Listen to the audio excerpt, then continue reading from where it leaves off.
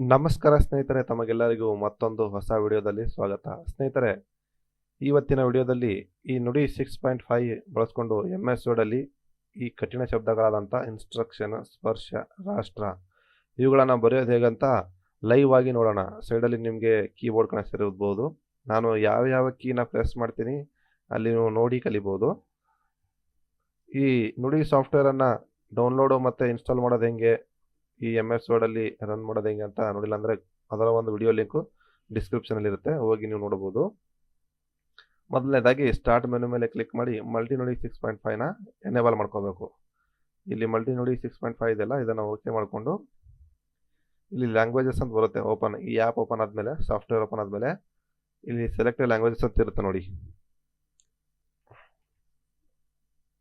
ಈ ಲ್ಯಾಂಗ್ವೇಜಸ್ ಅಂತ ಇದೆಲ್ಲ, ಇಲ್ಲಿ ಕ್ಲಿಕ್ ಮಾಡಿ ಕನ್ನಡ ಅಂತ ಸೆಲೆಕ್ಟ್ ಮಾಡ್ಕೋಬೇಕು. ಸೆಲೆಕ್ಟ್ ಮಾಡ್ಕೊಂಡಿದ್ದ ನಂತರ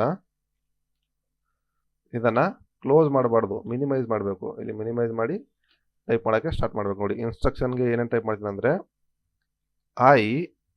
INF ಸ್ಪೇಸ ಮತ್ತು ಬ್ಯಾಕ್ ಸ್ಪೇಸ,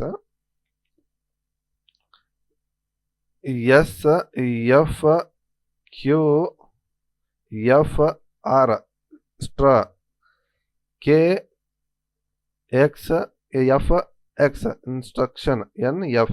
ನೋಡಿ, ಇನ್ಸ್ಟ್ರಕ್ಷನ್ನ ಟೈಪ್ ಮಾಡಬೇಕಾದ್ರೆ ಯಾವ ಶಬ್ದಗಳು, ಇಂಗ್ಲೀಷ್ ಶಬ್ದಗಳನ್ನ ಟೈಪ್ ಮಾಡಬೇಕು ಅಂತ ಕೀಬೋರ್ಡಲ್ಲಿ ನೋಡಿದ್ರಿ.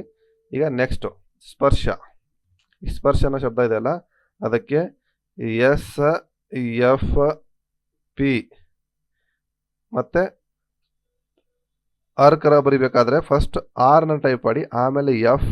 ಈಗ ಶಂಕಶ ಬರಿಬೇಕಾದ್ರೆ ಶಿಫ್ಟು S, ಸ್ಪರ್ಶ ಆಯಿತು. ನೋಡಿ, ಇವಾಗ ರಾಷ್ಟ್ರ ಬರಿಬೇಕಲ್ವಾ. ರಾಷ್ಟ್ರ ಬರಿಬೇಕಾದ್ರೆ ಸಿಂಪಲ್, ಏನು ಬಹಳ ಕಠಿಣ ಏನಿಲ್ಲ. R A. ಈ ಮಲ್ಟಿ ನುಡಿ 6.5 ಬಳಸ್ತಾ ಇದ್ರೆ ನೀವು ಆರನ್ನು ಪ್ರೆಸ್ ರಾ ಮಾಡಬೇಕಾದ್ರೆ ಈಗ ಈ ಶಿಫ್ಟು A ಪ್ರೆಸ್ ಮಾಡೋ ಅವಶ್ಯಕತೆ ಇಲ್ಲ, ಡೈರೆಕ್ಟಾಗಿ A ಪ್ರೆಸ್ ಮಾಡಿದ್ರು ರಾ ಆಗುತ್ತಲ್ಲಿ. ಅದೇ ರೀತಿ ಸ್ಟ್ರ ಬರಿಬೇಕಲ್ವ, ಈಗ XFQFR ಎರಡು ಒತ್ತಕ್ಷರ ಬರೀಬೇಕಾದ್ರೆ ನೀವು ಎಷ್ಟೇ ಒತ್ತಕ್ಷರನ ಟೈಪ್ ಮಾಡಿದ್ರು F ಟೈಪ್ ಮಾಡಲೇಬೇಕು ಇಲ್ಲಿ, ಆ ಒತ್ತಕ್ಷರನ ತೊಗೋಬೇಕಾದ್ರೆ. ಈ ರೀತಿಯಾಗಿ ಈ ಮೂರು ಕಠಿಣ ಶಬ್ದಗಳನ್ನು ಈಸಿಯಾಗಿ ಮಲ್ಟಿ ನುಡಿ 6.5 ಬರೆಯೋದನ್ನು ಕಲ್ತಿದ್ವಿ.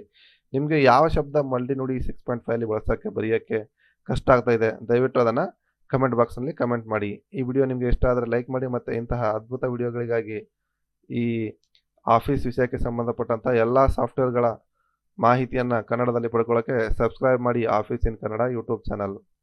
ಮತ್ತೆ ಸಿಗೋಣ ಒಂದು ಹೊಸ ವಿಡಿಯೋದಲ್ಲಿ. ಧನ್ಯವಾದಗಳು.